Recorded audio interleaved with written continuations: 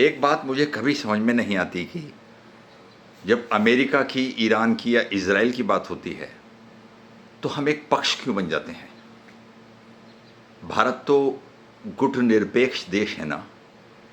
क्या आप चाहते हैं कि भारत किसी का उपनिवेश बन जाए, किसी के इशारों पर काम करे, अपना देश हित अमेरिका से पूछकर या ईरान की गुलामी में साधे। जहां तक अमेरिका का सवाल है, ये गोरे लोग हैं ना अमेरिका पर सत्ता करने वाले, चाहे वो बिल क्लिंटन हो, जॉर्ज बुश हो या ये लंगूर डोनाल्ड ट्रंप।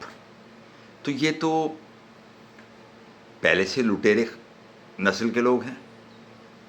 फ्रांस का कोलंबस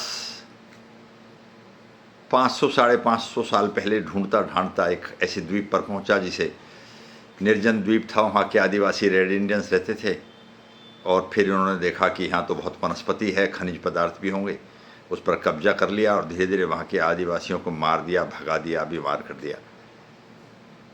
उसी काल में लगभग 500 साल पहले फ्रांस के, स्पेन के, पुर्तगाल के, इंग्लैंड के, आपने पुरानी फिल्में देखी हैं वहाँ की, जहाँ घोड़े पर वो बंदूक लेकर लूटपाट करते फिरते थे, असभ्य लोग थे।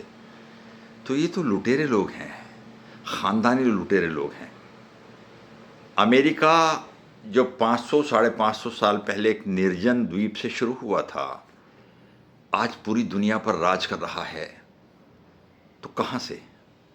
लूट लूट कर, दादागिरी दिखाकर, दूसरे देशों का खनिज, अफ्रीका का खनिज, अरब देशों का तेल लूट लूट कर वहाँ तक पहुँचा है। ऊपर से ये डोनाल्ड ट्रंप, ये तो पागल है आधा, पता नहीं कब क्या कह दे। और इनकी निगाह हमेशा दूसरे देशों की संपदा पर रहती है। तो अमेरिका का समर्थन हमें क्यों करना चाहिए? बहुत सारे मीडिया कर्मी देखता हूँ कि जैसे सुशांत सिन्हा है, वो अमेरिका को बहुत गालियाँ देते हैं। जैसे दीपक बोहरा है, वो तो अमेरिका के पक्ष में बोलते हैं। जैसे सुधीर चौधरी है, वो अमेरिका के पक्ष में बोलते हैं। तो सब ने अपने अपने पक्ष चुन रखे हैं। तो अमेरिका किसी भी तरह से उसका पक्ष लेने या उसका समर्थन करने के योग्य नहीं है। बात करें अगर इजराइल की, तो वास्तव में वो सहानुभूति के योग्य है। दुनिया में 95 लाख या अधिक से अधिक, इजराइल में तो 90 लाख के आसपास हैं। अगर पूरी दुनिया का हिसाब लगाएं तो 1 करोड़ से ज़्यादा यहूदी नहीं रहते और 180 करोड़ मुसलमान उन 95 लाख यहूदियों से नफरत करते हैं। और ईरान कहता है कि मैं उनका नामो निशान मिटा दूंगा, नेस्तनाबूद कर दूंगा, इस धरती से यहूदी नाम की चीज़ ख़त्म कर दूंगा, इजराइल नाम का कोई देश था इसे लोग भूल जाएंगे। क्यों भाई? ताकत पर इतना गुमान तो नहीं होना चाहिए, आपकी संख्या ही तो ज़्यादा है, तो इतना गुमान क्यों होना चाहिए? तो इजराइल के प्रति सहानुभूति तो बनती है। इजराइल तो अस्तित्व की लड़ाई लड़ रहा है।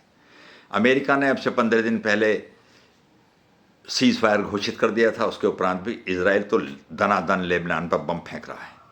उसका कहना है कि तुम्हारे तो समझौते रोज़ होंगे, रोज़ युद्ध होंगे, मुझे तो अपने अस्तित्व की लड़ाई लड़नी है, तो मैं तो लड़ता रहूँगा।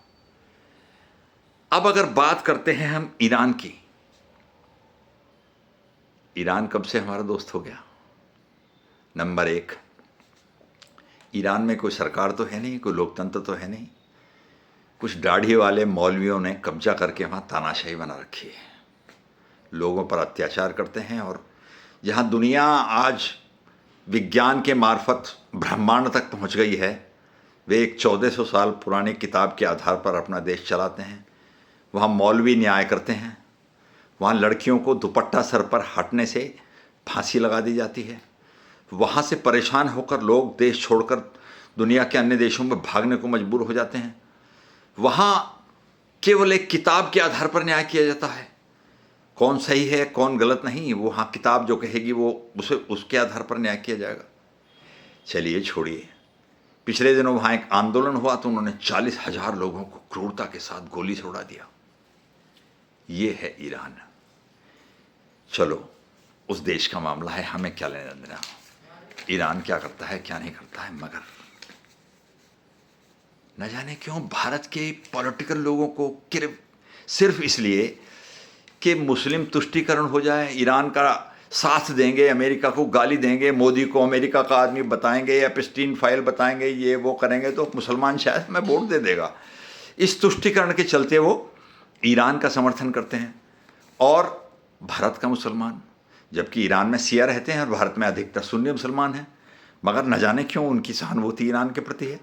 सड़कों पर आंदोलन हो रहे हैं, जहाँ शिया हैं, बाहुल्य शिया बाहुल्य है, जैसे कश्मीर है, लखनऊ में बहुत सा, वो तो अलग बात है, मगर शेष लोग भी ईरान के प्रति सहानुभूति रखते हैं। जरा मैं आपको बताऊं ईरान क्या है। दुनिया के टॉप क्लास आतंकवादी समूह, उनका ईरान समर्थन करता है। कश्मीर के मामले में अनेक बार पाकिस्तान का समर्थन कर चुका है। और जरा गौर फरमाइए, हिजबुल्लाह, हमास, फिलिस्तीन इस्लामिक जिहाद, हूती विद्रोही, इराक शिया मलेशिया, असाब अल हक, आईएस जिसने पूरी दुनिया में खून की होली खेली है, पाकिस्तान के आतंकवाद का समर्थन, और इजराइल कर क्या रहा है।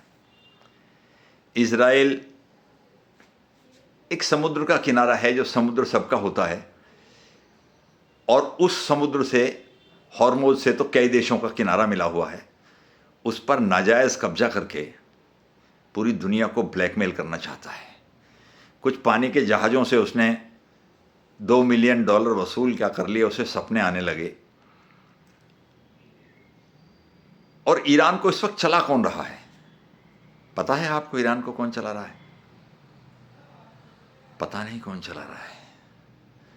जो आयतुल्लाह खौमेनी का बेटा था, वो या तो मर गया है या घायल होकर किसी अस्पताल में इलाज करा रहा है, और पता नहीं कौन लोग, बिना राजनीतिक ज्ञान वाले, बिना बुद्धि वाले लोग ईरान को तरह तरह से।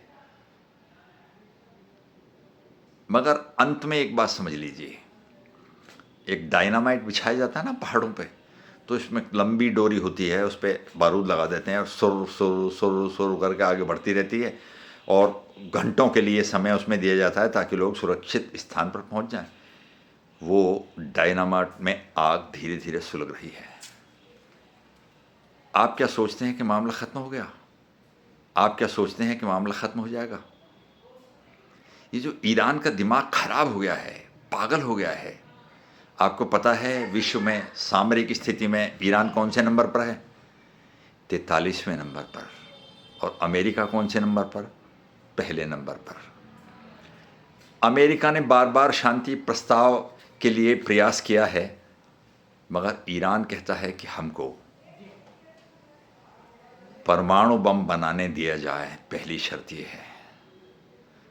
और दूसरी शर्त यह है कि हॉर्मुज स्टेट पर हमारा ही कब्जा रहेगा, हम ही उसे नियंत्रण करेंगे और तमाम जहाज़ों से पैसा लेते रहेंगे। घुस भर देगा अमेरिका, पता नहीं चलेगा कहाँ उड़ गए इसके शासक और कहाँ कितनी जनता मारी जाएगी। पागल हो गए हैं। हॉर्मुज पर कब्जा क्या कर लिया, ये सोचने लगे हैं कि हम अमेरिका से टक्कर ले लेंगे। वो अमेरिका है, दुनिया का कोई देश उसका मुकाबला नहीं कर सकते। चीन जैसे शक्तिशाली देश से भी 3 गुनी ताकत अमेरिका के पास है। और जिस दिन वो परमाणु युद्ध के मोड में आ गया, उस दिन ये पूरी दुनिया का क्या होगा, तबाह होगी कि नहीं होगी। तो ईरान तो मौत की कगार पर खड़ा है। अगर वो इसी तरह अपनी जिद पर अड़ा रहा कि मैं तो न्यूक्लियर कार्यक्रम भी जारी रखूँगा और मेरे पास जो बहुत सारा यूरेनियम है उसको भी संवर्धन करता रहूँगा, और मैं तो हॉर्मुज पर कब्जा रखूँगा, और मैं तो इसी तरह अपनी दादागिरी चलाता रहूँगा, तो अमेरिका उसे ख़त्म कर देगा। वैसे भी इस वक्त अमेरिका का शासक एक पागल आदमी है जो कुछ भी कर सकता है। आज की वार्ता इतनी ही। नमस्कार।